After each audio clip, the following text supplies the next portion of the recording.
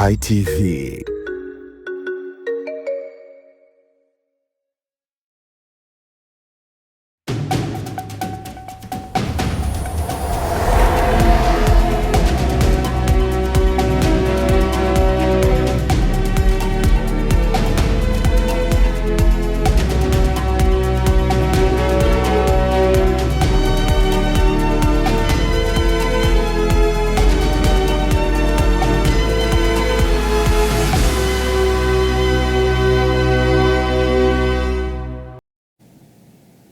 Naam, unaitazama moja kwa moja kutoka makao makuu ya nchi. Hii ni Sky TV. Karibu katika ulimwengu wa habari kutoka hapa Sky TV. Tulionayo usiku huu. Tanzania yaadhimisha siku ya kondom duniani. Na katika habari za kimataifa, meli ya China yaleta uhasama huko Japan. Katika habari za michezo na burudani, AFCON 2027 rasmi kuchezwa mwezi Juni. Naam, hujambo mtazamaji wa Sky TV popote pale ulipo. Karibu katika ulimwengu wa habari kutoka hapa Sky TV. Mimi naitwa Pius Jayunga. Tuanze na taarifa ifuatayo. Tanzania imeungana na mataifa mengine duniani leo Februari 13 kuadhimisha siku ya kondom duniani ambayo huadhimishwa kila mwaka. Tupate undani wa taarifa hii. Mwakilishi wa mganga mkuu wa serikali Dr. Boniface Silvani akizungumza katika maadhimisho hayo leo jijini Dodoma, amesema serikali imeendelea kuchukua hatua za kuilinda jamii ikiwemo kusambaza kondom kwa wananchi. Utafiti wa viashiria vya ukimwi mwaka 2016-17 ulibaini matumizi ya kondom miongoni mwa watu wa umri wa miaka 15 na kuendelea ulikuwa ni 31.7 ikilinganishwa na utafiti wa viashiria vya ukimwi wa mwaka 2022-23 unaonyesha matumizi ya kondom miongoni mwa watu wa umri wa miaka 15 na kuendelea ulikuwa 25.9. Kwa tafiti hizo mbili inaonyesha matumizi ya kondom yameshuka kwa 5.7, jambo ambalo ni hatari kwa mustakabali wa afya za wananchi wetu wa Tanzania ambao walishiriki ngono na weza wasio wanandoa na wale wanaoishi pamoja kwa mwaka 2022-23. Hata hivyo matumizi ya kondom bado yapo chini kama ilivyoonyesha kwenye hizo asilimia. Ndugu wageni waalikwa, serikali hii ya awamu ya 6 ya Mheshimiwa Dr. Samia Suluhu Hassan, Rais wa Jamhuri ya Muungano wa Tanzania, inaendeleza juhudi za kuhakikisha elimu ya kinga na tiba inatolewa, lakini pia kuhamasisha masuala ya kimaadili ili vijana wetu wasiharakie kujiingiza katika ngono ili hali hawana taarifa za kutosha za namna ya kujikinga, lakini pia hata uwezo wa kusema sitaki ngono au mahusiano yasiyo salama. Ndugu wageni waalikwa, kauli mbiu ya mwaka huu ni jipende, jilinde, tumia kondom.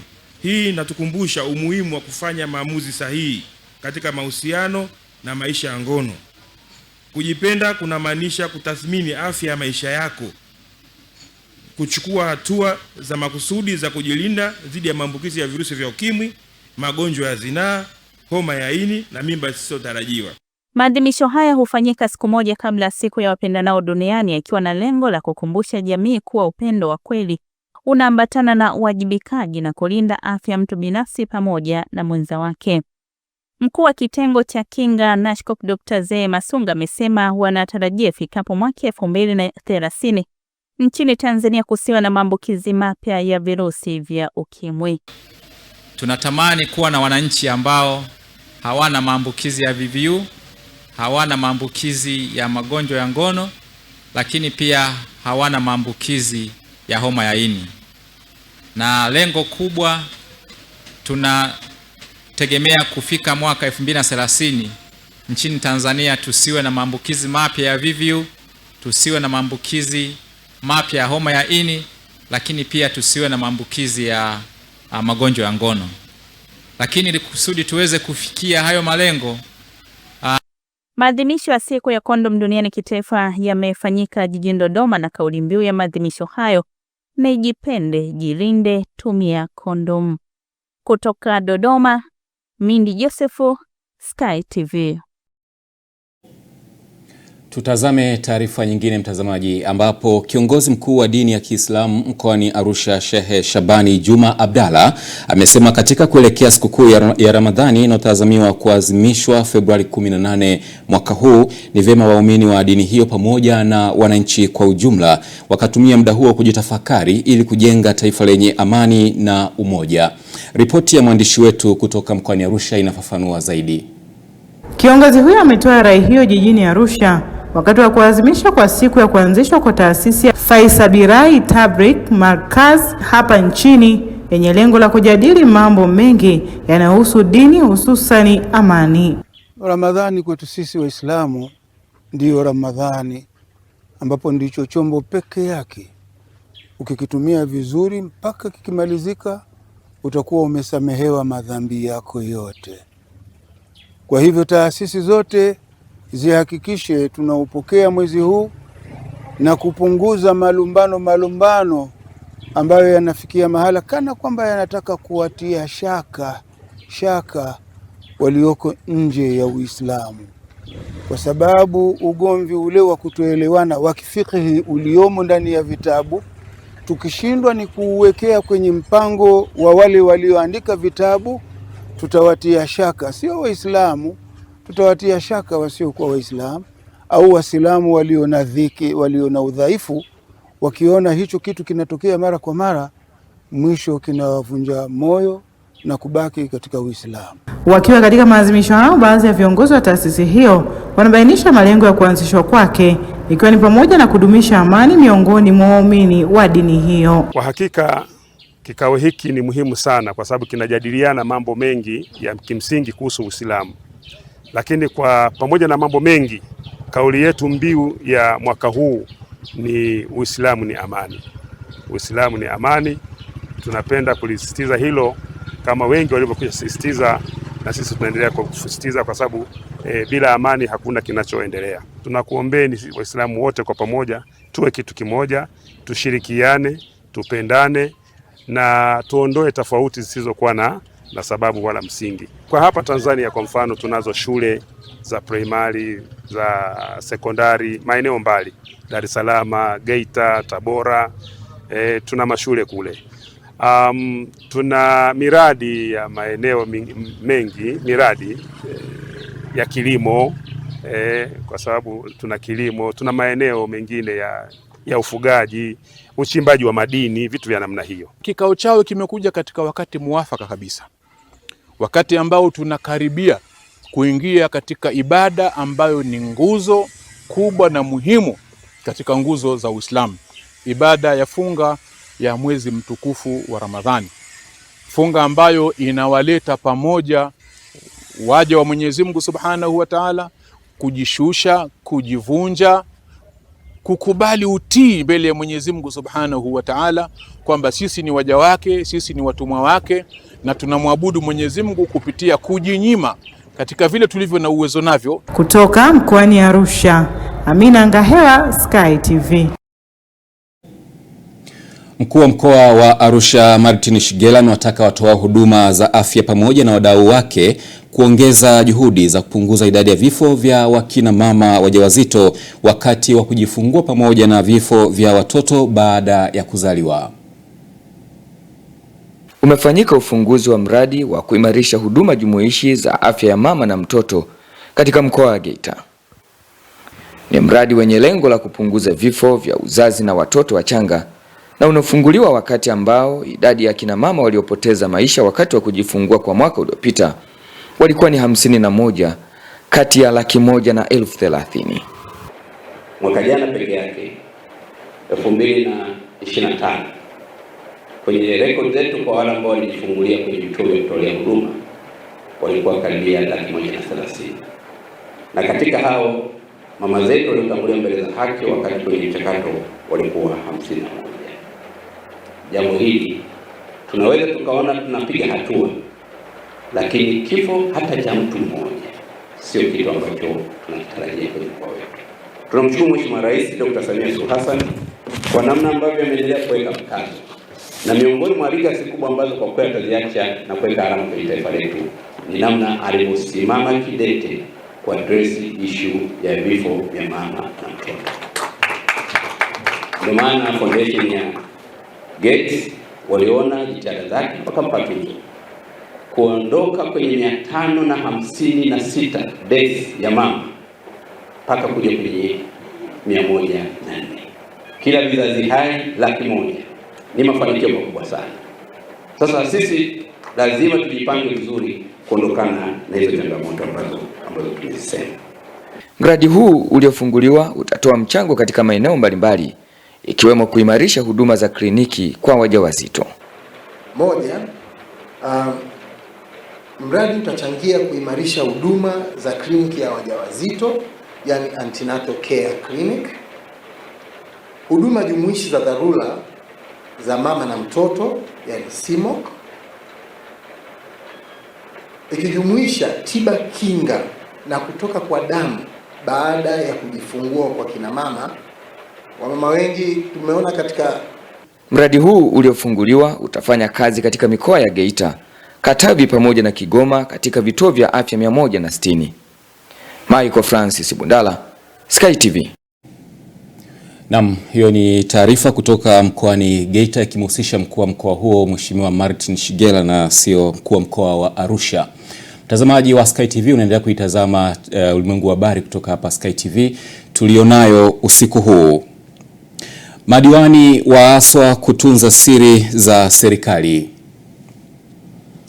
Karibu tena mtazamaji, tuendelee na taarifa yetu ya habari ambapo mwenyekiti wa halmashauri ya wilaya Mbeya Aida Haule amewataka madiwani kuzingatia viapo vyao vya kutunza siri kwa kulinda taarifa za serikali zinazotumwa kupitia vishikwambi hadi pale baraza la madiwani litakapopitisha rasmi kwa umma.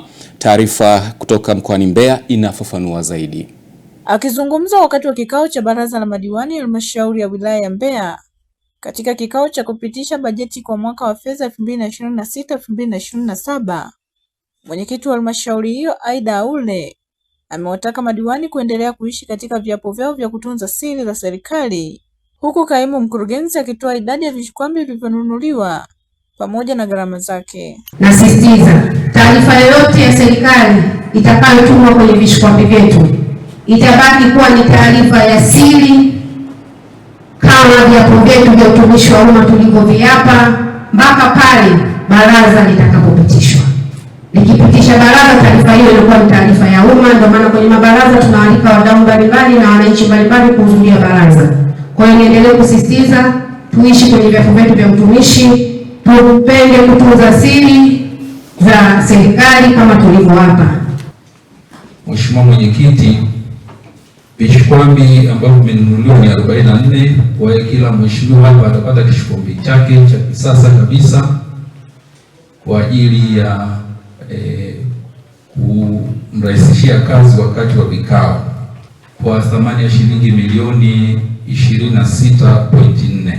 Kwa upande wake mwakilishi wa mkuu wa wilaya ya Mbeya Devota Chacha ametoa pongezi kwa madiwani kupitisha bajeti ya zaidi ya bilioni 72.4, huku akiwataka madiwani kwenda kuwashawishi wananchi ili waweze kupata mapato mazuri. Wapongeze kwa kupitisha au kwa kubariki rasimu hii ya bajeti ya shilingi bilioni 72.4 ambayo ninaamini tutakwenda kuitekeleza kwa mwaka huu wa fedha.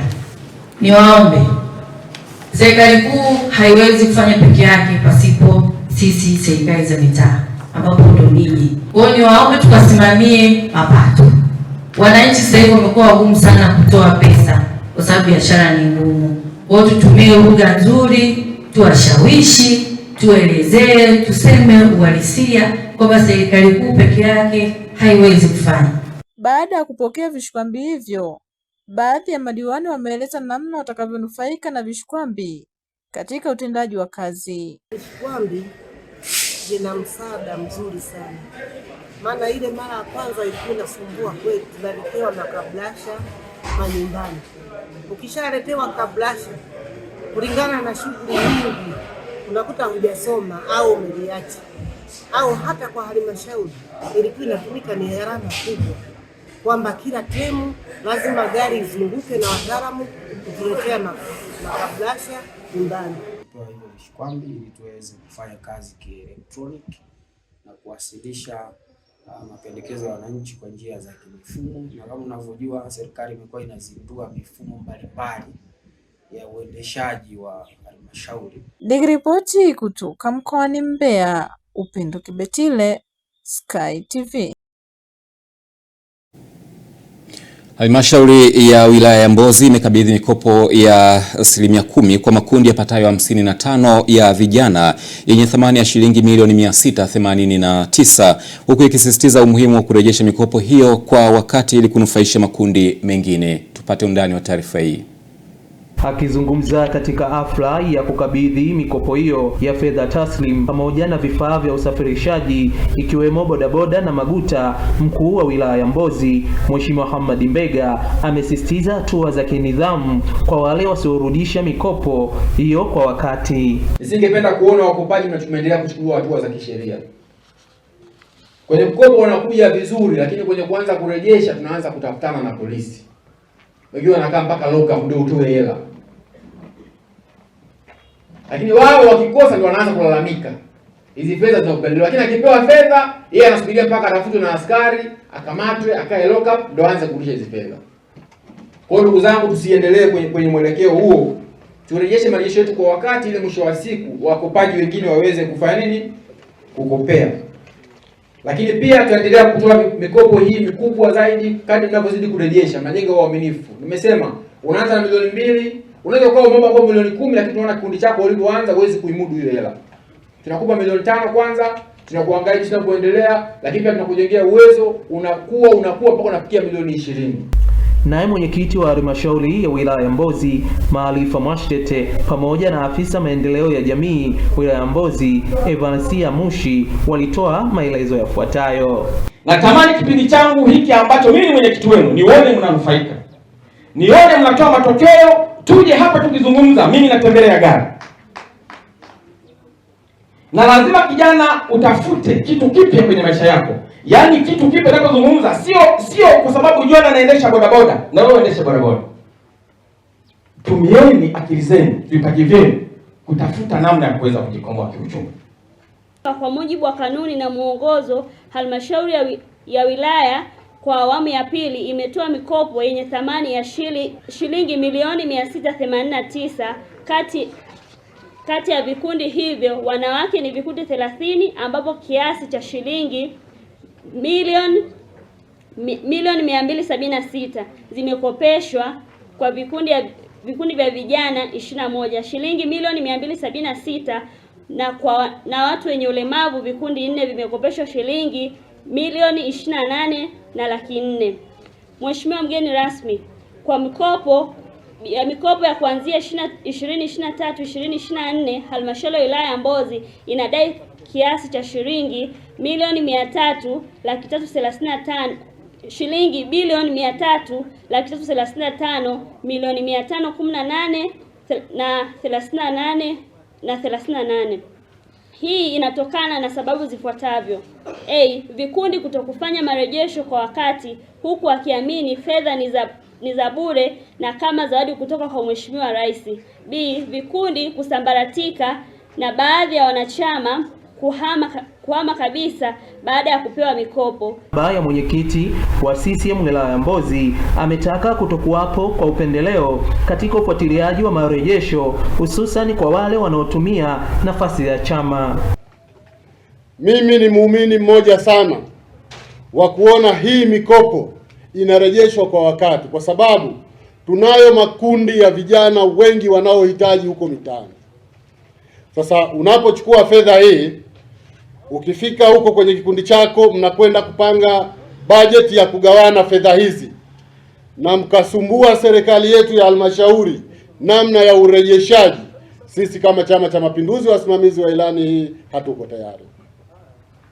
Mheshimiwa mkuu wa wilaya, mimi nikuombe kwa niaba ya Chama cha Mapinduzi, naamini wamo baadhi ya vijana wa Chama cha Mapinduzi wamenufaika na mikopo hii na wanapitia mgongo wa chama kusumbua kurejesha mikopo hii. Wakamateni, waekeni ndani, muhakikishe fedha hizi zinarudi zinaenda kunufaisha watu wengine. Nikiripoti kutoka mkoani Songwe, mimi John Kiango, Sky TV. Tuangaze taarifa nyingine ambapo Serikali ya Mapinduzi ya Zanzibar kupitia Wizara ya Afya Zanzibar imepokea ripoti ya utafiti wa Rapid Assessment of Avoidable Blindness (RAB) uliofanyika katika visiwa vya Unguja na Pemba kuanzia tarehe 24 Novemba hadi tarehe 17 Disemba mwaka 2025, ukihusisha shehia zipatazo 69 na kuwafikia wananchi wenye umri wa miaka 50 na kuendelea. Akizungumza mara baada ya kupokea ripoti ya utafiti huo uliofanyika ofisi ya mtakwimu mkuu wa serikali, mkurugenzi mkuu wa Wizara ya Afya Dr. Amur Suleiman Mohamed amesema utafiti huo utasaidia katika kukabiliana na maradhi ya macho kwa kupatiwa huduma zenye ubora na kwa wakati. Ya mwisho kama tunavyokumbuka ilifanywa mwaka 2007, ndio ilifanyika assessment kama hii. Lakini tunashukuru kwa kushirikiana na taasisi hii ya Absar Eye Hospital tumefanikiwa kufanya assessment hii kwa mafanikio makubwa, na leo tumeweza kuona matokeo ya uchunguzi huu ambao umefanyika nyumba kwa nyumba katika shehia Unguja na Pemba. Na matokeo yameonyesha kwamba kwa ukubwa wa tatizo la macho wa watu wazima, maana assessment ilikuwa inahusisha watu kuanzia umri wa miaka 50 na kuendelea. Sasa matokeo kiujumla yameonyesha kwamba ukubwa wa tatizo la macho kwa hapa Zanzibar ni 3.8, ambayo hii inalingana na ile assessment iliyofanyika mwaka 2007 ambayo pia takriban ilikuwa matokeo yanalingana. Kwa hiyo hii inamaanisha nini? Inamaanisha kwamba bado tuna kazi kubwa ya kuhakikisha kwamba tunakinga wananchi kufikwa na matatizo ya macho hapa Zanzibar, kwani matokeo haya pia yameonyesha kwamba matatizo makubwa yaliyoonekana kwa watu ambao wana matatizo ya macho yanaweza kuepukika kama yatakuwa yanagundulika mapema pamoja na kufanyiwa matibabu mapema. Na matatizo makubwa ambayo yameonekana ni mtoto wa jicho, imeonekana pressure ya macho, lakini pia kuna tatizo linaloitwa refractive index, ambao matatizo haya mara nyingi huwa yanatokezea kwa watu kuanzia miaka 40 na kuendelea. Kwa upande wake, mratibu wa huduma za macho Wizara ya Afya Zanzibar, Dr. Fatuma Juma Omar amesema utafiti huo umefanyika kwa kuzingatia viwango vya kimataifa vya utafiti wa ERO AAB na umehusisha wataalamu wa afya waliopatiwa mafunzo maalum kwa ajili ya zoezi hilo. Data hizi zitatusaidia kutuwezesha kupanga mipango mikakati juu ya utoaji wa huduma za afya ya macho, ikiwemo upasuaji, screening na nyinginezo. Na pia tuna mpango wa kupanga mpango mkakati wa 2026 hadi 30 wa miaka mitano huo kwa ajili ya kutuongoza katika utoaji wetu wa huduma za afya ya macho nchini, ili kusaidia wananchi na kuanzia watu wazima hadi watoto. Ripoti hiyo inatarajiwa kuwa mwongozo muhimu katika kuandaa sera, mikakati na mipango ya miaka ijayo kuimarisha afya ya macho Zanzibar kwa lengo la kupunguza kiwango cha upofu na uoni hafifu unaoweza kuzuilika. Johannes Michael, Sky TV. Na taarifa hiyo inatupa nafasi ya mapumziko. Tutakaporejea basi tutakuwa na habari za biashara na uchumi, na bado ninakusii kwamba mtazamaji usiondoke, baki nasi.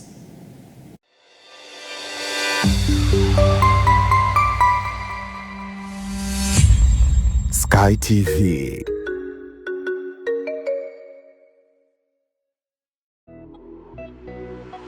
Uongozi wa shule za Iyula Malaika Pre and Primary School zilizopo Ntyuka Dodoma na Mantengu B mji wa Vwawa mkoani Songwe unatangaza nafasi za masomo kwa wanafunzi wa awali na msingi. Kwa wanafunzi wa awali, shule inapokea watoto kuanzia umri wa miaka 2 na kuendelea. Na kwa wanafunzi wa elimu ya msingi, shule ya Iyula Malaika iliyopo Ntyuka jijini Dodoma inapokea wanafunzi kuanzia darasa la 1 mpaka la 4. Na shule ya Iyula Malaika iliyopo Vwawa mkoani Songwe inapokea wanafunzi kuanzia darasa la 1 hadi la 5. Mzazi au mlezi Mlezi, unakaribishwa kumleta mwanao katika shule za Iyula Malaika kwa elimu bora zaidi. Kwa mawasiliano zaidi piga simu namba 0745557379 au 0742062424 na 0793186716. Habari, jina langu ni Sarah kutoka ZIC. Kazi yangu ni kukuongoza katika kufanya maamuzi sahihi ya kujikinga wewe na mali yako dhidi ya majanga yasiyotarajiwa kwa kupata bima kutoka ZIC. Je, unaifahamu ZIC?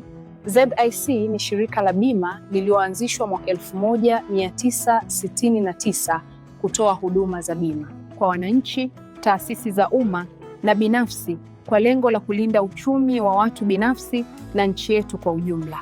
Lengo letu ni kuwa kampuni ya bima inayoaminika na wateja na kutambulika kote Afrika Mashariki. Dhamira yetu ni kulinda na kuwawezesha wateja wetu kwa kuwapa huduma bora na za kuaminika. Baada ya utangulizi wangu, je, ungependa kujua kuhusu huduma zetu? ZIC tunatoa huduma za bima za mali na ajali, na kati ya hizi ni bima ya magari, bima ya wizi, bima ya moto, bima ya mizigo. Je, unazijua branchi zetu? Kuhakikisha tunawafikia wateja wetu nchi nzima, tunatoa huduma zetu kupitia ofisi zetu kuu zilizopo mtaa wa Mpirani pamoja na matawi yetu yafuatayo: Amani, Marubi, Chake Chake, Dar es Salaam, Dodoma, Mwanza, Kahama, Arusha, Tanga, Mbeya na Mtwara. Unajua ni njia gani tunazotumia kuwapa wateja wetu huduma? Tunatoa huduma kupitia ofisi zetu, kupitia mawakala na madalali wa bima waliosajiliwa na Mamlaka ya Bima Tanzania, kupitia mawakala wa Bank Assurance na pia kupitia mitandao ya simu kupitia Voda Bima na Mix by Yas.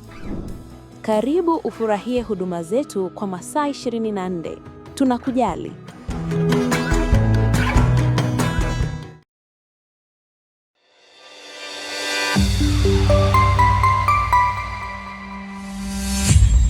Sky TV.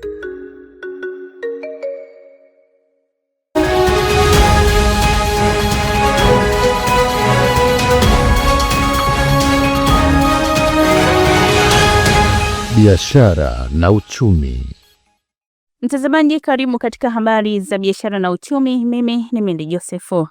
Halmashauri ya jiji la Dar es Salaam imetenga shilingi bilioni 5.7 kwa ajili ya kuboresha masoko mbalimbali, ikiwa ni utekelezaji wa maagizo aliyoyatoa Rais Daktari Samia Suluhu Hassan wakati akizindua soko kuu la Kariakoo. Wakati Rais Samia Suluhu Hassan akizindua soko kuu la Kariakoo, alielekeza halmashauri kuongeza 5% ya mikopo inayotolewa kwa vijana na wanawake ili kujenga miundombinu rafiki ya kufanyia biashara. Leo hii halmashauri ya jiji la Dar es Salaam katika kikao chake cha baraza la madiwani imetekeleza agizo hilo kwa kutenga shilingi bilioni 5.7.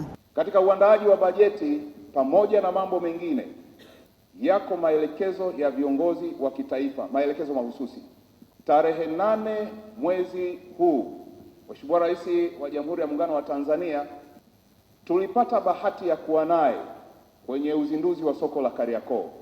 Pamoja na maelekezo mengine, Mheshimiwa Rais alielekeza halmashauri zetu zitenge 5% kwa ajili ya kupeleka kwenye masoko, uboreshaji wa masoko.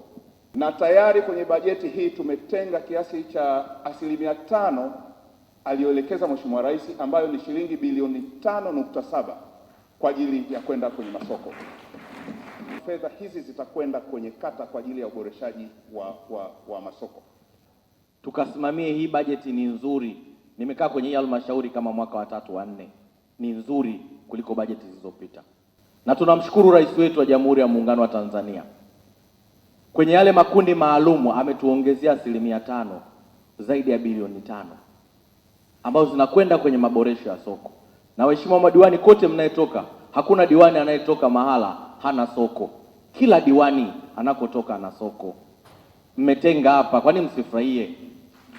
Mkurugenzi huyo amesema bajeti ya mwaka wa fedha wa 2026-2027 imeakisi mahitaji ya wananchi katika kutatua kero na changamoto kwenye kata zote na majimbo 4 yaliyopo kwenye halmashauri hiyo. Kwenye mpango na bajeti wa 26-27 makadirio yetu ni bilioni 298. na katika makadirio hayo makusanyo yetu ya ndani kwa maana ya bajeti yetu ya ndani kama on source ni shilingi bilioni 159. Fedha nyingi inakwenda kwenye eneo la elimu msingi, elimu sekondari, afya na miundombinu. Niwahakikishie madiwani na mkurugenzi huko hapa, yale yote tuliyoazimia basi ya kwende kuingizwa katika bajeti hii, ili mradi tuweze kuhakikisha kila kata, ambapo katika kila kata kuna wananchi wanakwenda kunufaika katika bajeti hii. Kutoka Dar es Salaam, Nora Damian, Sky TV. Na mamlaka ya udhibiti wa ununuzi wa umma PPRA imesema mchakato wa ununuzi wa umma unaofanyika kupitia mfumo wa NeST hakuna mtu kati winga. Hayo yameelezwa jijini Dodoma na meneja wa uhusiano wa mawasiliano PPRA, Remigia Silvatori, wakati wa uzinduzi wa filamu mpya itwayo Winga. Ni katika kuendelea kutoa elimu. Kama tulivyotumia hizo njia ambazo nimezitaja, pia tumekuja na hili ambalo ni la filamu. Tunakwenda kutumia filamu kwa sababu tumejua kuna kundi jingine ambalo linaangalia filamu, linaweza kuziangalia zile fursa kwa kutumia njia ya kawaida sana. Mtazamaji, tuhitimishe habari za biashara na uchumi kwa kuangazia viwango vya kubadilisha fedha kwa mujibu wa Benki Kuu ya Tanzania BOT. Dola ya Marekani imenunuliwa kwa shilingi 2556 na senti 51 na imeuzwa kwa shilingi 2582 na senti 08. Paundi ya Uingereza imenunuliwa kwa shilingi 3484 na senti 27 na imeuzwa kwa shilingi 3519 na senti 11. Euro ya Ulaya imenunuliwa kwa shilingi 3034 na senti 83 na imeuzwa kwa shilingi 3065 na senti 18. Yen ya China imenunuliwa kwa shilingi 370 na senti 44 na imeuzwa kwa shilingi 374 na senti 14. Yen ya Japani imenunuliwa kwa shilingi 16 na senti 62 na imeuzwa kwa shilingi 16 na senti 79. Randi ya Afrika Kusini imenunuliwa kwa shilingi 160 na senti 76 na imeuzwa kwa shilingi 162 na senti 37. Shilingi ya Kenya imenunuliwa kwa shilingi 19 na senti 80 na imeuzwa kwa shilingi 20 na senti 00. Faranga ya Rwanda imenunuliwa kwa shilingi 1 na senti 74 na imeuzwa kwa shilingi 1 na senti 76. Shilingi ya Uganda imenunuliwa kwa senti 72 na imeuzwa kwa senti 72. Faranga ya Burundi imenunuliwa kwa senti 85 na imeuzwa kwa senti 86. Tamati ya habari za biashara na uchumi, mtazamaji, kutoka hapa Sky TV. Mimi ni Mindi Josefu.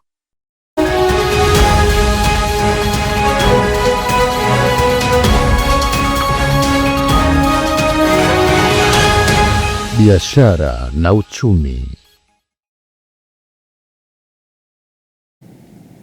Ni habari za biashara na uchumi hizo zimeletwa kwako na Mindi Joseph. Sasa tuende moja kwa moja katika habari za kimataifa na hapa tunaungana naye Zinazile Mswima.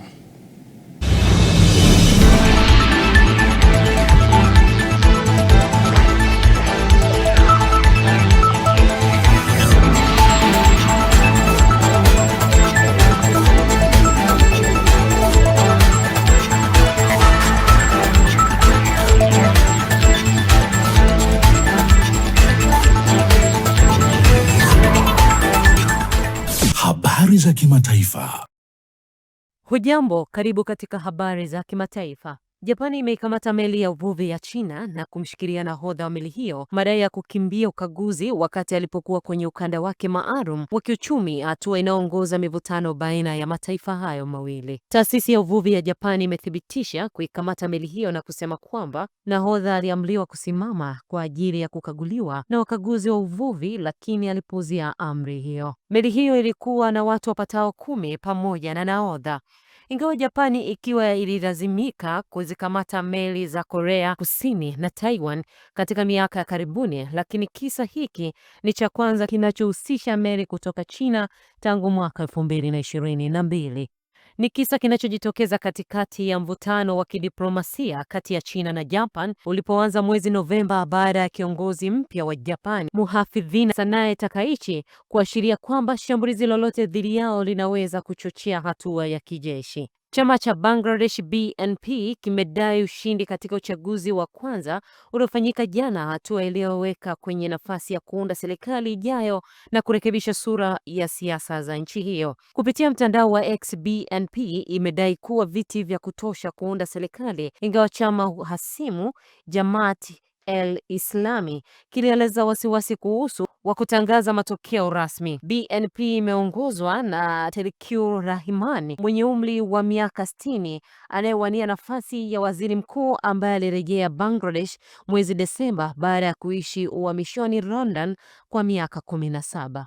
Tume ya uchaguzi bado haijatoa matokeo ya mwisho, lakini vyombo kadhaa vya habari vya ndani vimeripoti kuwa BNP imevuka idadi ya viti 151 vinavyohitajika kupata wingi wa wabunge katika bunge lenye jumla ya viti 350, ikiwa ni pamoja na viti 50 maalum kwa wanawake vinavyogawiwa kwa uwiano wa ushindi wa vyama. Huu ni uchaguzi wa kwanza baada ya mapinduzi ya umma yaliyoongozwa na vijana kumng'oa madarakani waziri mkuu Sheikh Hasina mwaka wa 2024. Watu 6 wameuawa katika mashambulizi yaliyofanywa na Urusi kote nchini Ukraine usiku wa kuamkia hivi leo, na hususan yakilenga mji wa pwani wa Odessa na miundombinu ya nishati, hii ikiwa ni kulingana na maafisa. Urusi ilifyatua droni 154, imesema jeshi la anga la Ukraine, na kuonya kuwa droni nyingine bado zingali kwenye anga la Ukraine. Watu 3 na mvulana mmoja waliuawa usiku wa jana katika jiji la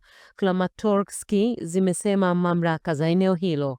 Rais wa Ukraine Volodymyr Zelensky wakati wa hotuba yake ya jana jioni alizitolea wito nchi washirika barani Ulaya kuhakikisha utoaji wa mifumo ya ulinzi wa anga, akisema mashambulizi mapya ya makombora na droni kutoka Urusi yanaendelea kuhatarisha maisha ya raia na miundombinu muhimu nchini humo. Mwisho wa habari za kimataifa, langu jina ni Zinazile Mswima.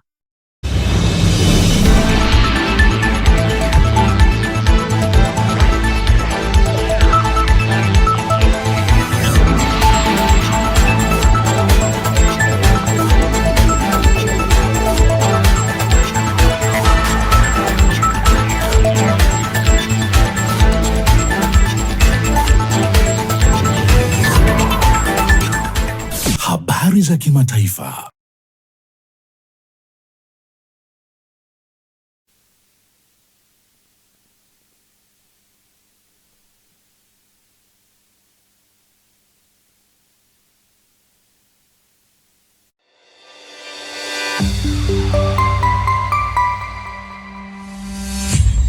Sky TV.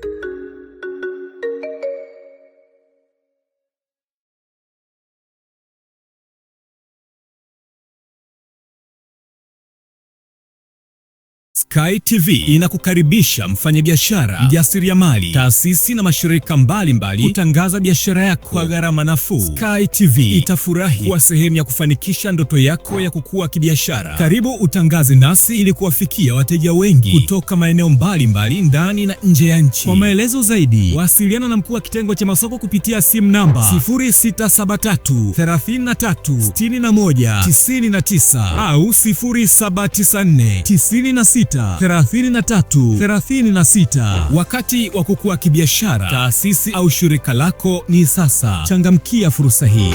Sky TV, above the limit.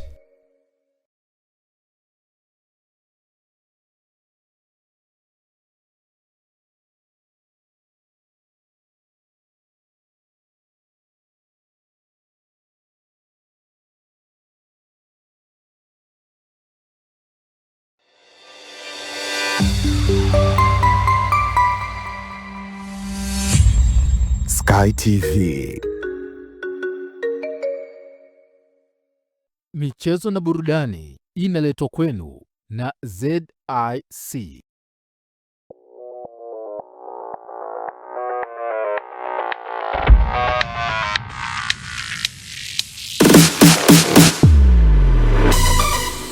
Habari za michezo na burudani.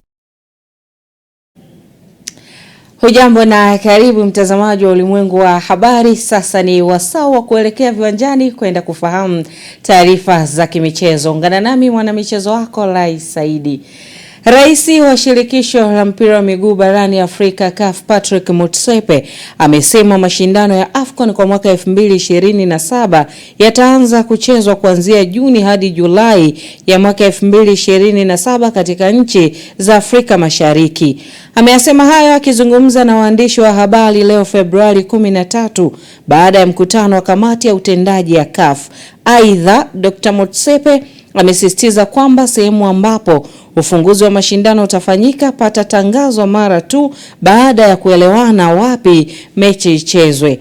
Hata hivyo, Motsepe amekanusha vikali ripoti ambazo zinasema kuwa michuano ya kombe la mataifa ya Afrika AFCON haitaandaliwa Afrika Mashariki, akisisitiza kwamba maandalizi ya Kenya, Uganda na Tanzania yamesalia kwenye mkondo. Motsepe pia alifichua kwamba alikuwa amedhamiria kwa michuano ya mataifa ya Afrika kwa wachezaji ambao wanacheza ligi za ndani CHAN kuandaliwa Afrika Mashariki licha ya wasiwasi wa awali juu ya utayari wake, jambo ambalo linadhihirisha imani yake katika uwezo wa kikanda na kanda hiyo. Akithibitisha dhamira ya CAF, amesema kwa uhakika kuwa AFCON itafanyika Afrika Mashariki na itafanikiwa. Amezipongeza pia zaidi Uganda na Tanzania kwa uchezaji wao mzuri kwenye michuano ya AFCON ambayo imetamatika nchini Morocco, akielezea maonyesho hayo kama ishara ya nguvu ya kandanda inayokuwa. Na kikosi cha Simba kesho kitashuka dimbani kukamilisha mchezo wake wa mwisho wa hatua ya makundi ligi ya mabingwa barani Afrika dhidi ya vinara wa kundi D Stade Malien kutokea nchini Mali, ambapo mchezo huo utachezwa saa 1 usiku katika uwanja wa Benjamin Mkapa jijini Dar es Salaam. Simba tayari imeshaaga mashindano hayo kutokana na kukusanya alama 2 mpaka sasa, ambapo haiwezi kumpeleka katika hatua ya robo finali hata kama akifanikiwa kupata ushindi katika mchezo huo wa kesho. Na kocha mkuu wa kikosi cha Simba Sport Club Steve Becker ameelezea jinsi wanauchukulia mchezo wao wa kesho, na akisema kwamba wamejipanga vizuri kuhakikisha wanatoka na matokeo. Thank you for the question and good afternoon to everybody. Look, I think it's a big match for us. Regardless of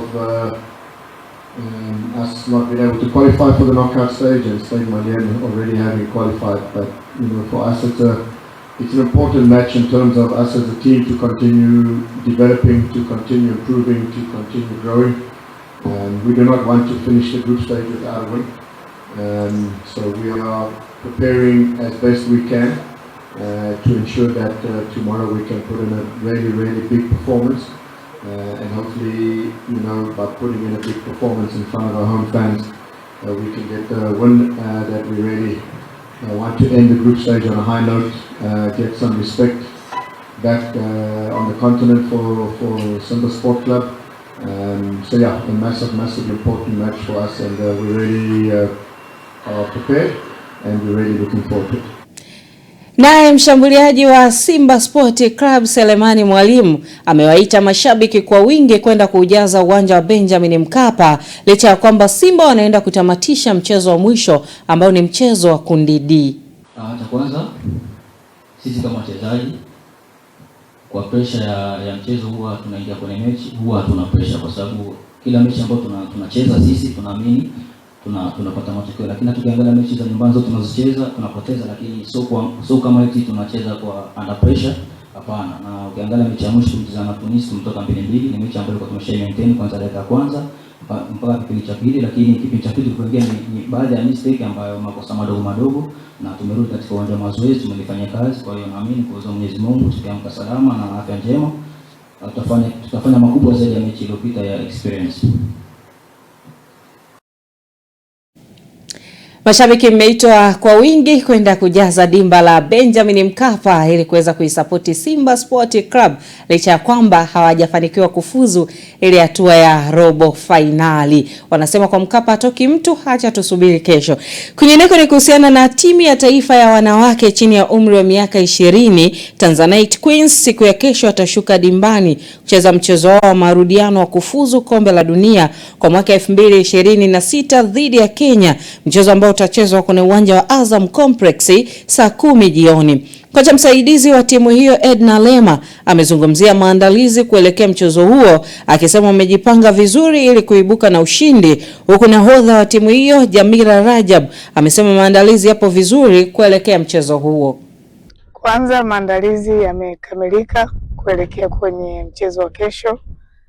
Nafikiri utakuwa ni mchezo muhimu na mchezo mgumu kwa timu zote mbili, lakini kwetu sisi ni muhimu zaidi kwa sababu tuko nyumbani na tunahitaji kupata matokeo ya ushindi usiopungua goli 2 tuweze kufuzu, kwa sababu mechi ya kwanza tumefungwa kwa goli 1 bila. Kesho tunarudi tena kwa ajili ya kwanza kwenda kurudisha goli ambalo tumefungwa na kwa ajili ya kutafuta ushindi. Kwa hiyo ni mechi ambayo tumejiandaa kwa umakini mkubwa kuhakikisha kwamba tunapunguza makosa ambayo yalitokea kwenye mechi ya kwanza. Nafikiri performance ya timu haikuwa mbaya, lakini kwa bahati mbaya tulitengeneza baadhi ya makosa mwishoni mwa mchezo ikatugharimu, lakini tumefanyia kazi. Tumepata muda mzuri wa kufanya matayarisho na kupunguza yale makosa ambayo yametokea kwenye mchezo wa kwanza, kuhakikisha kwamba kesho tunaenda Chamazi kwenda kuitetea bendera ya Tanzania na kwenda kupambania ushindi kwa maana ya kuwatoa wa Kenya tuweze kusonga mbele kwa ajili ya raundi ya mwisho. Nafikiri mara nyingi tunapocheza Chamazi ni kama nyumbani kwetu, kwa sababu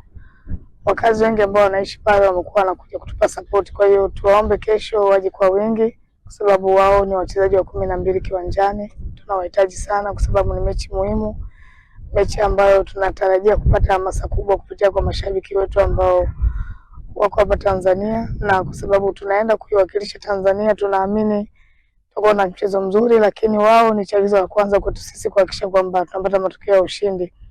Tunaomba Watanzania waje kwa wingi kuja kutusupport, kwa support vijana wao kuhakikisha kwamba wanapata matokeo mazuri ili kwenda kucheza raundi ya mwisho kwa ajili ya kwenda kufuzu kombe la dunia. Kwa niaba ya wachezaji tumejiandaa vizuri, tunamshukuru Mwenyezi Mungu, tupo na afya njema. Tumefanya mazoezi kulingana na mahitaji ya mechi inayokuja ili kuendelea na safari za qualify. Tunaongea sana, umuhimu upo wa mechi kwa sababu tulishatanguliwa mbele kwa goli 1. Tumekuja uwanja wa mazoezi, tumefanyia mazoezi yale makosa ambayo yalijitokeza. Tunaamini kwamba tutakwenda kurekebisha na kufanya vizuri kwenye mchezo ujao. Kiufupi kila mtu yupo na morali, ana hali ya kuhitaji mechi kwa sababu ni mechi ambayo tupo nyumbani, tunahitaji kufanya vizuri. Kwa hiyo kila mtu anahitaji kufanya mechi ili kuendelea na mashindano. Sisi kama Tanzanite tunaomba Watanzania wote waje kutusupport kwenye uwanja wa Azam Complex. Karibuni sana. Tuelekee kimataifa ambapo mwenyekiti wa kamati ya maandalizi ya ndani Local Organizing Committee Nicholas Musonye amesema kuwa Kenya iko tayari kuashiria mashindano ya kombe la mataifa AFCON kwa mwaka 2027 hadi mwaka 2028 kutokana na uchaguzi mkuu wa nchi hiyo. Alieleza kuwa kuna hatari zinazoweza kujitokeza kiusalama pamoja na mvutano unaohusiana na uchaguzi katika ukanda huo, jambo ambalo ni wasiwasi mkubwa. Amesema kuwa kuandaa mashindano makubwa kama hayo katika kipindi hiki ambacho ni kipindi cha uchaguzi kunaweza kuleta changamoto. Michuano ya AFCON kwa mwaka 2027 imepangwa kuandaliwa kwa pamoja Kenya, Tanzania na Uganda. Na kwingineko ni kuhusiana na Anthony Joshua, amewaenzi marafiki zake marehemu Sina Gami na Latif Ayodele kwa kujichora tatuu ya majina yao kwenye mkono wake kufuatia ajali mbaya ya gari ambayo ilitokea nchini Nigeria iliyogharimu maisha yao. Wawili hao walikuwa wakishiriki wakuu wa timu yake, Sina kama kocha wake wa utimamu na Latifu kama mkufunzi wake binafsi, na waliripotiwa kuwa naye wakati wa ajali kwenye barabara ya Lagos Ibadan Expressway. Tatuu ya ukumbusho inasimama kama ukumbusho wa kudumu ambao ni wa dhamana yao, wakati Joshua anaendelea kuomboleza na kuzisaidia familia zao. Taarifa hii inatufikisha tamati ya habari za michezo na burudani. Nikurejeshe kwake Pius Jayunga aweze kukamilisha ulimwengu wa habari.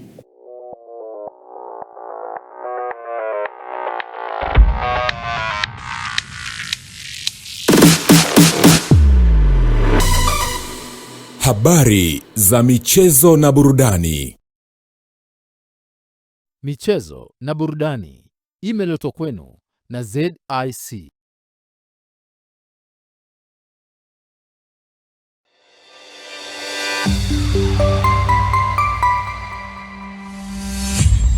Sky TV.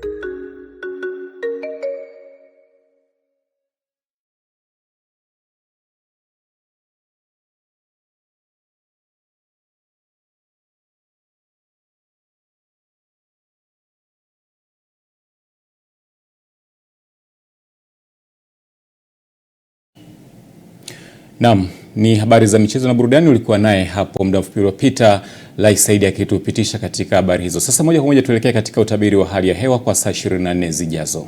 Habari za wakati huu na karibu katika utabiri wa hali ya hewa ambao ni wa saa 24 zijazo. Na kwa usiku wa leo ni matarajio yetu kuwa maeneo ya kati mwa nchi yetu, nyanda za juu kusini magharibi, kusini mwa mkoa wa Morogoro pamoja na Ruvuma, maeneo haya yatajwa kuwa na hali ya mawingu kiasi, mvua katika maeneo machache. Wakati maeneo mengine ya nchi yanayosalia, maeneo haya yatajwa kuwa na hali ya mawingu kiasi pamoja na ukavu kwa ujumla.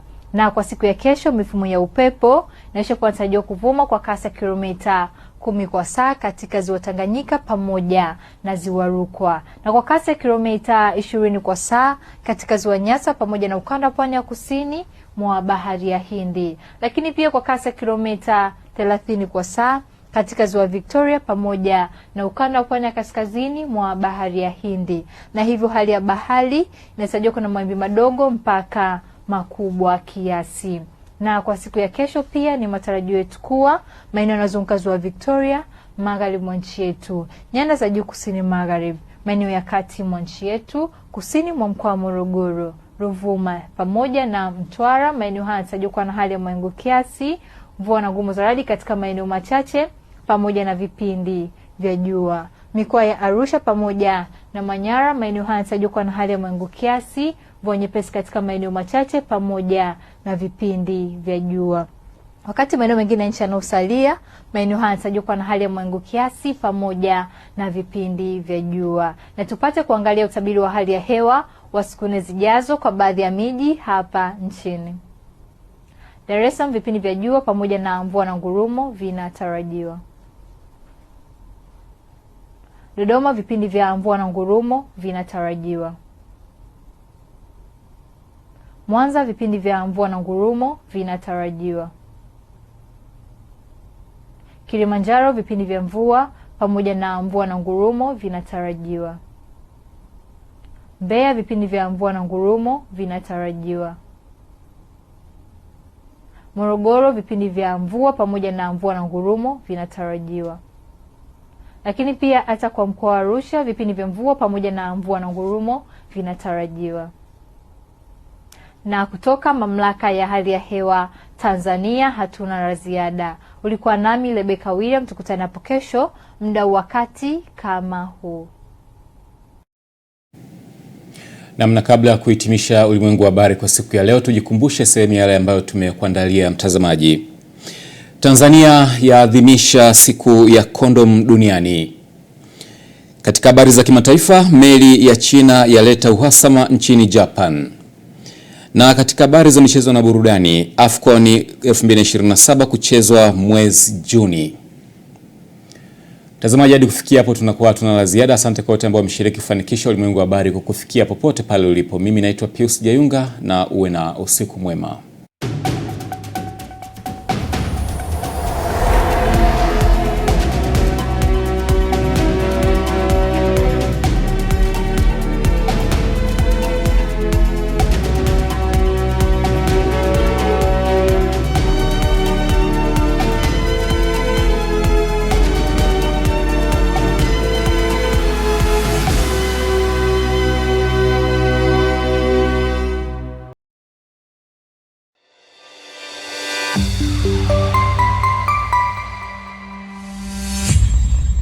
Sky TV.